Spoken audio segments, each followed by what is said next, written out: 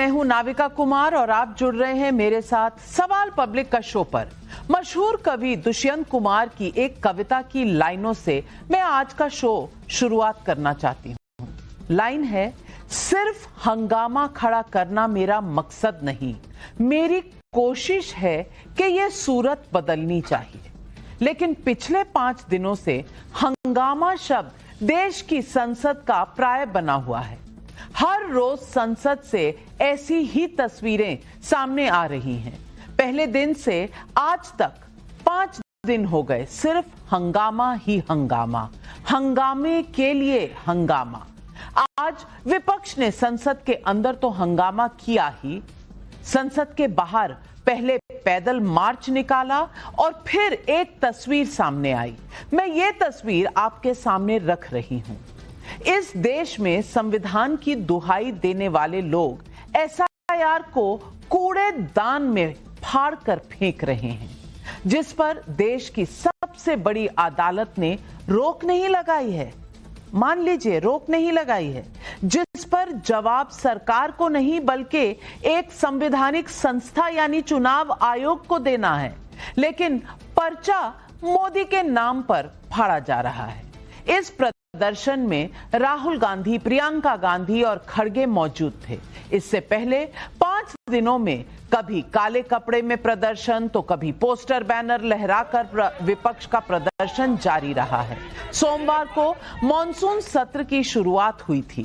पहले ही दिन लोकसभा और राज्यसभा की बिजनेस एडवाइजरी कमेटी की बैठक बुलाकर शेड्यूल तय कर लिया गया। मुद्दों को लेकर सत्ता पक्ष और विपक्ष में सहमति भी बन गई। विपक्ष ने मांग की थी कि पहलगाम हमले, ऑपरेशन सिंदूर और ट्रंप के बयान पर सरकार संसद में चर्चा करे। सरकार ने विपक्ष की मांग को स्वीकार किया और इस पर चर्चा करना तय भी हो गया। लोकसभा और राज्यसभा दोनों में 16-16 घंटे चर्चा होनी है। 28 जुलाई को लोकसभा में तो 29 जुलाई को राज्यसभा में इस मुद्दे पर चर्चा होगी भी, ये भी तय हो चुका है। अब कांग्रेस की दलील है कि प्रधानमंत्री के जवाब पर कोई आश्वासन नहीं मिला है, इसलिए हंगामा। कांग्रेस बार बार सवाल उठा रही है कि ट्रंप ने 25 बार सीज फायर के दावे किए, लेकिन प्रधानमंत्री मोदी एक बार भी जवाब नहीं दे रहे। अगले सोमवार से चर्चा है तो विपक्ष को संयम रखना चाहिए, शायद प्रधानमंत्री बोल ही दे। सूत्रों के मुताबिक इस मुद्दे पर गृह मंत्री और रक्षा मंत्री जवाब देंगे। प्रधानमंत्री भी अपनी बात रख सकते हैं। विपक्ष का दूसरा बड़ा मुद्दा एसआईआर है, जिसे रोके जाने की मांग की जा रही है। इस केस में चुनाव आयोग अपना हलफनामा सुप्रीम कोर्ट में दायर कर चुका है। 28 यानी सोमवार को सुनवाई भी है। उससे पहले आज बिहार में एसआईआर फॉर्म जमा करने की तारीख खत्म हो रही है। फिर ऐसे में संसद को नहीं चलने देने का मतलब क्या है? ऐसे में सवाल पब्लिक का है कि लोकतंत्र खतरे में कहने वाले लोकतंत्र के मंदिर को क्यों नहीं चलने दे रहे? यही है सवाल पब्लिक का।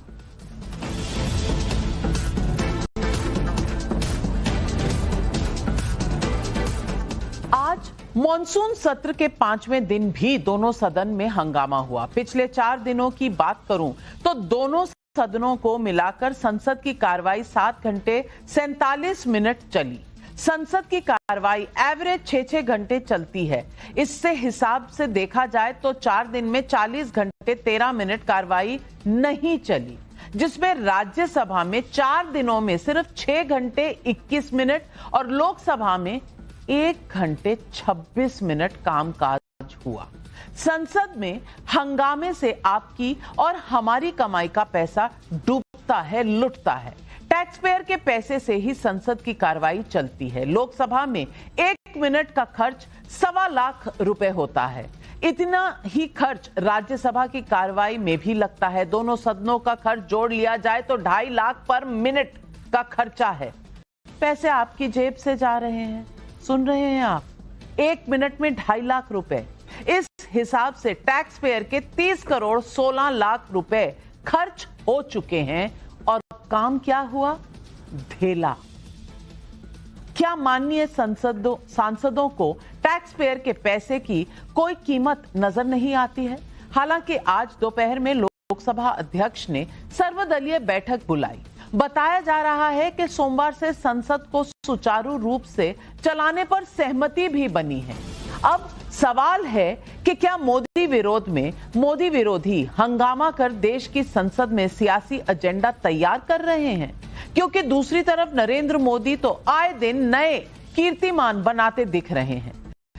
सर्वाधिक समय तक लगातार प्रधानमंत्री रहने वाले नेताओं में नेहरू के बाद मोदी दूसरे नंबर पर आ चुके हैं।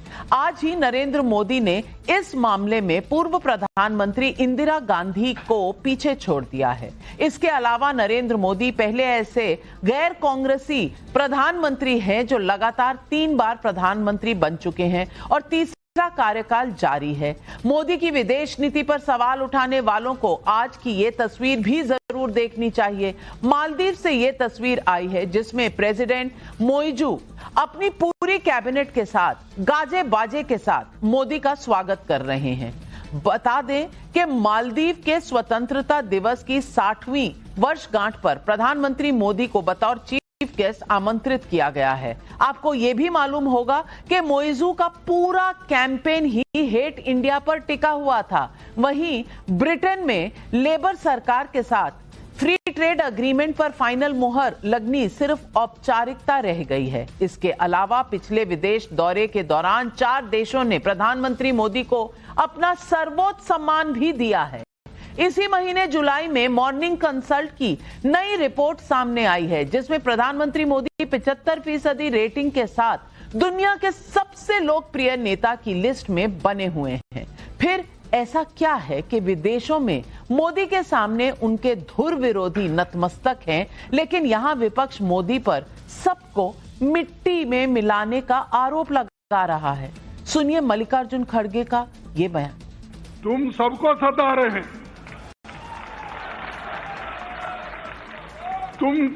तुम सबको सता रहे, सबको मट्टी में मिला के तुम अकेले जिंदा रहना चाहते हैं और ये नहीं चलेगा।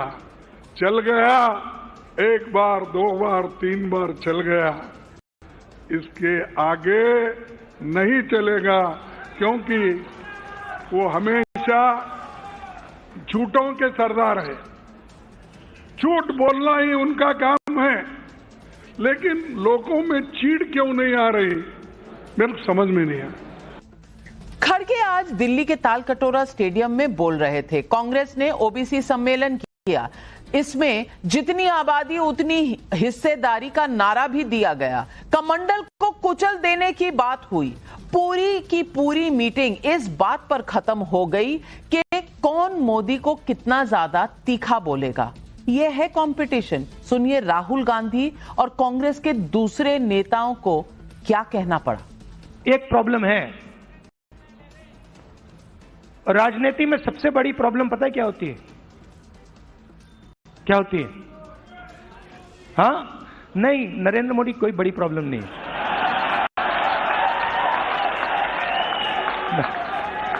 वो नहीं,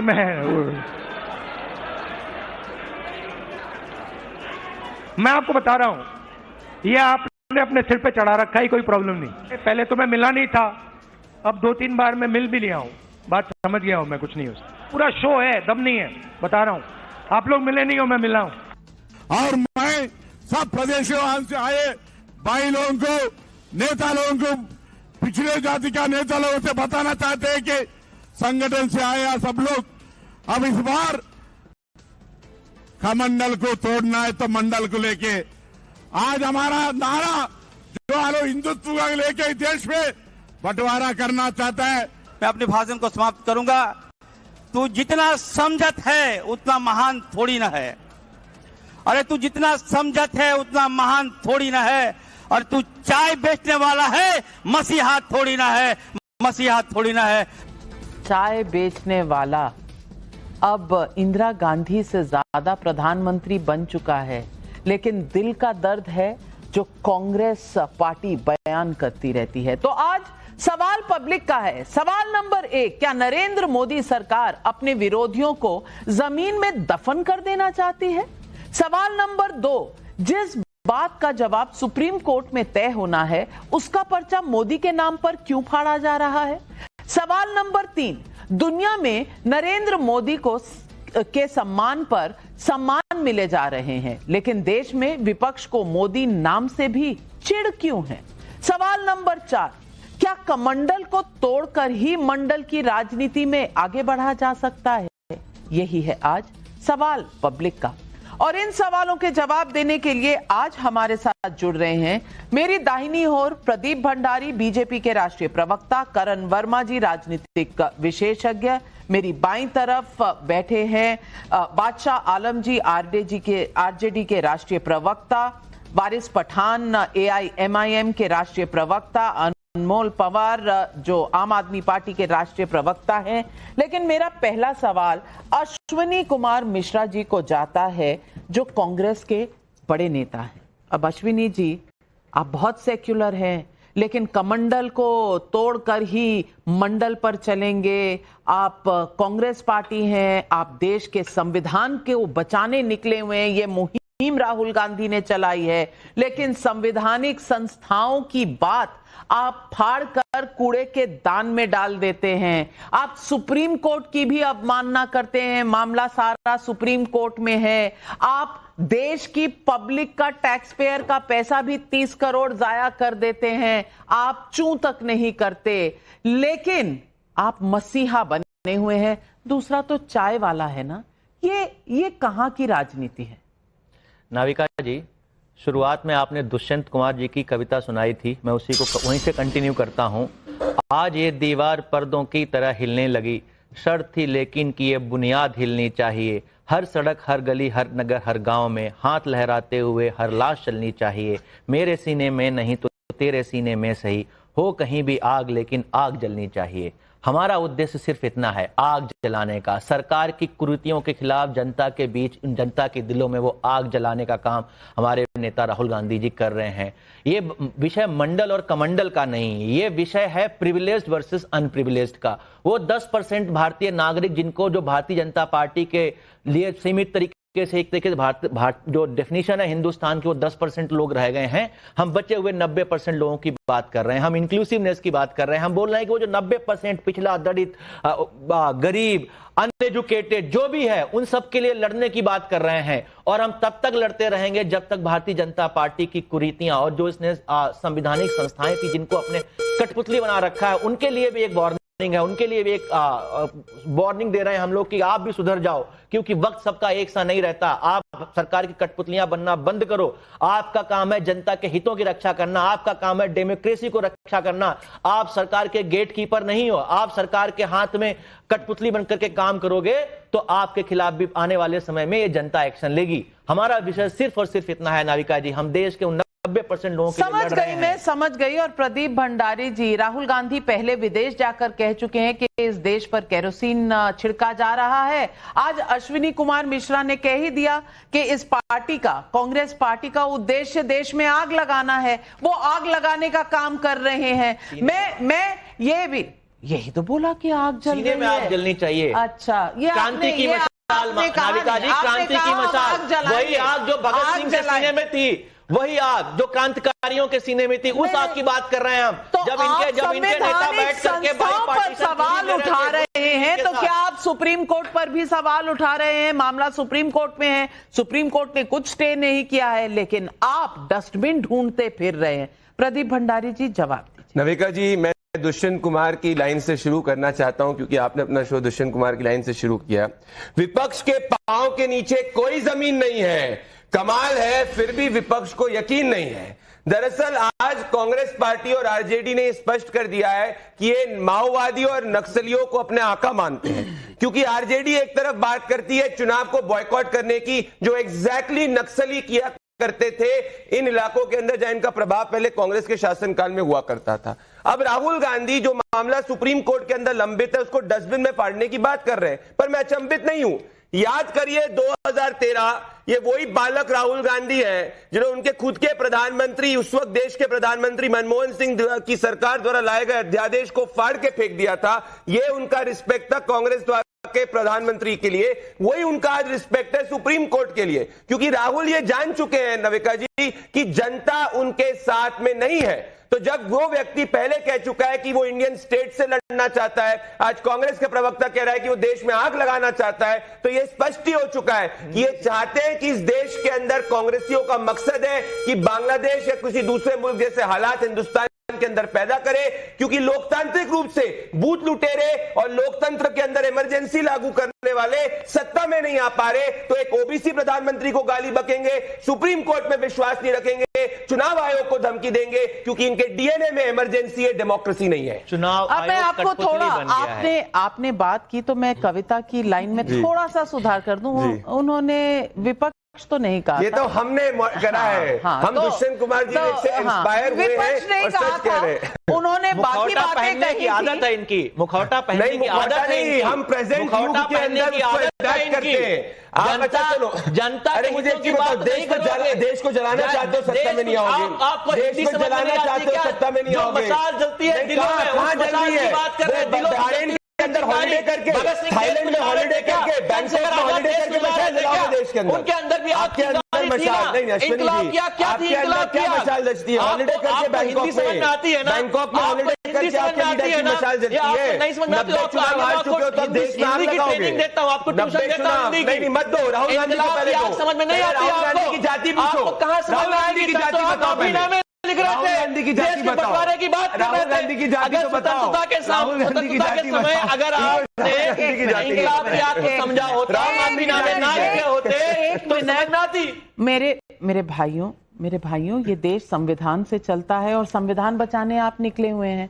तो मैं बादशाह आलम जी आपसे पूछना चाहती हूँ, जब संविधान बचाने की बात होती है, चलिए आपके सवाल हैं एक संवैधानिक संस्था पे, सवाल सराखों पर, विपक्ष का काम है सवाल उठाना। आपने सवाल उठाए हैं और आपने सही फोरम चुना है कि ये सुप्रीम कोर्ट में जाना चाहिए, मामला सुप्रीम कोर्ट के अधीन है। सुप्रीम कोर्ट में एक सुनवाई हो चुकी है, सुप्रीम कोर्ट ने पूरे एक्सरसाइज को स्टे नहीं किया और बोला कि अगर ये सही नहीं होगा तो हमें हलफनामा चाहिए, क्या हुआ कैसे हुआ हम देखेंगे।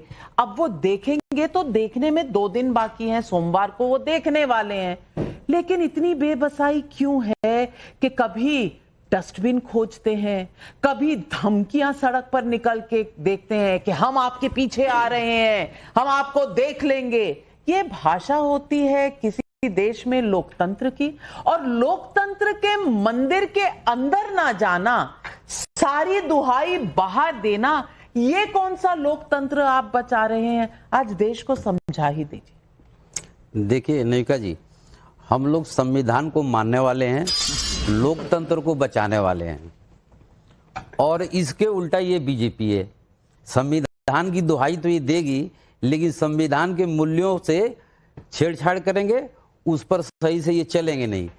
अब जहां तक संविधान बचाने का मुद्दा है, चाहे एसआईआर का मुद्दा जो आया है और ये संसद के जो है इतने घंटे बर्बाद हो गए, तो ये संसद चलाना और न चलाना ये तो पक्ष के हिस्से में होता है। अगर पक्ष चाहेगा तो संसद चलेगी, या पक्ष नहीं चाहेगा तो संसद नहीं चलेगी। विपक्ष के सवाल जो बेरी बिगनिंग वो आपके जो पहलगाम के बाद है, वो आज भी सवाल वहीं मुंह बाए खड़े हैं।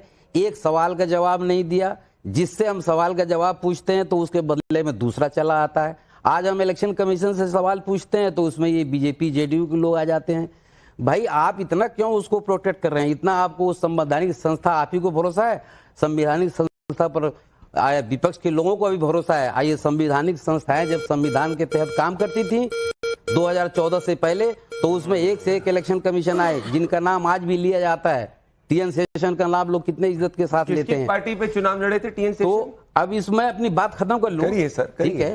तो उस वक्त नाम लिया जाता था। अब इस वक्त जो चुनाव आयोग का जो आपने सिलेक्शन किया, ये गणेश कुमार जी को, ये इनका प्रोसेस क्या आपने अपनाया कि सीजेआई को हटा दिया पैनल से, कि अपने मन का जब आप चुनाव आयोग लाएंगे उससे अपने मन का काम कराएंगे। लेकिन मैं मैडम आपके चैनल से ये भी एक मैसेज देना चाहता हूं गणेश कुमार जी को कि वो धनखड़ जी का भी देख लें क्या हाल हुआ। ये भी जब तक 5 साल ये सरकार में रहे, कहीं गवर्नर रहे, कहीं राज्यसभा के सभापति रहे, और पूरी संवैधानिक संवैधानिक मूल्यों के साथ खिलवाड़ करते रहे। जो बीजेपी चाहती थी वो इनसे कराती थी, और आज बीजेपी ने इनको दूध के मक्खी की तरह से निकाल के फेंक दिया। ये भारतीय जनता मुझे देख समझ रही है। नहीं आता बादशाह आलम जी के हंसूं के रोऊं। आपका कहने का मतलब है कि 2014 से पहले इस देश में सब कुछ ठीक ठाक था, सारी संवैधानिक संस्थाएं सुचारू रूप से चल रही थी, इस देश में कभी भी कोई इस तरह का संकट आया ही नहीं, इससे पहले सब सुचारू रूप से चल रहा था इस देश में। क्यों करण वर्मा? नाविका जी, ये तेजस्वी जी ने अभी क्या बोला था कुछ दिन पहले, शहाबुद्दीन अमर रहे।